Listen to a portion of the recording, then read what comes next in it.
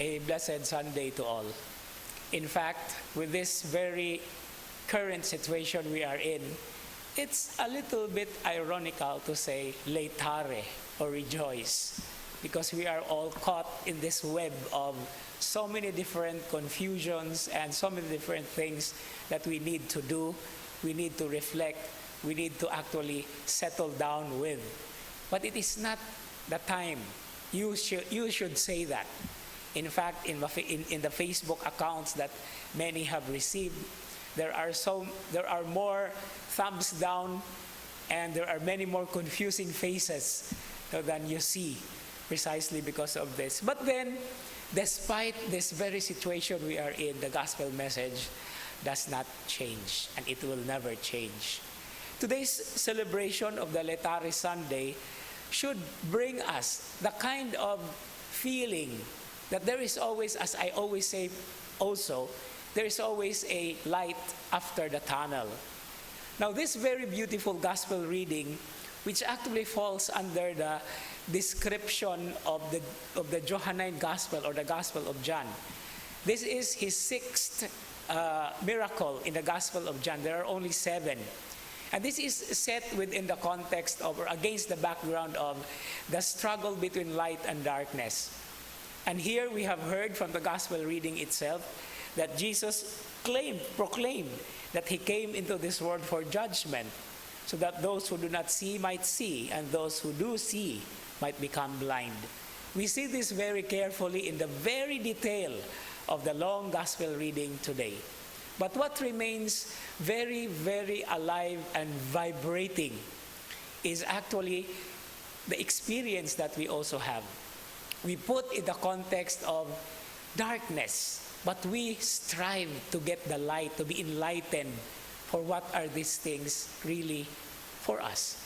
It actually sheds light, ironically speaking as well, that what we are experiencing, the confusion and the so many things that we do, somehow is a way of getting out of the darkness that was actually given or intentionally done to give darkness to the world.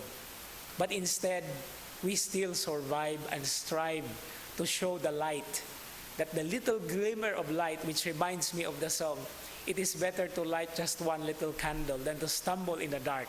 You have heard me say this already. But this is something that we have to hold and embrace, because Jesus, the light of the world, will always make things clearer as we go through the process. But we cannot enjoy such light unless we experience darkness or little darkness in itself. As we also say in Cebuano, di man ta makabantay nga naay hayag kung dili mag-brown out. Dili man ta makabantay nga naa day adlaw kung dili mo gabii. And this is the journey that we are undertaking. And we constantly and fervently pray, most especially for those people who are in the frontliners.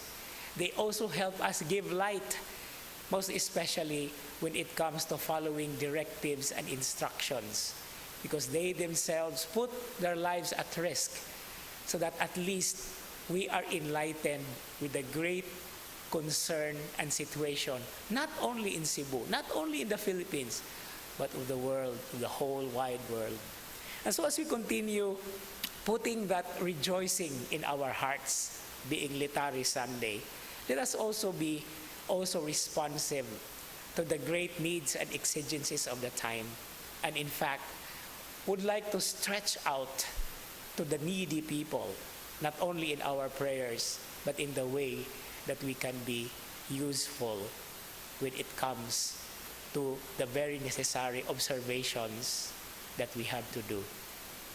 But God's grace and blessing will never be out of the picture. In fact, this is the time when we really have to embrace it, because we need it. We all need this grace. Amen.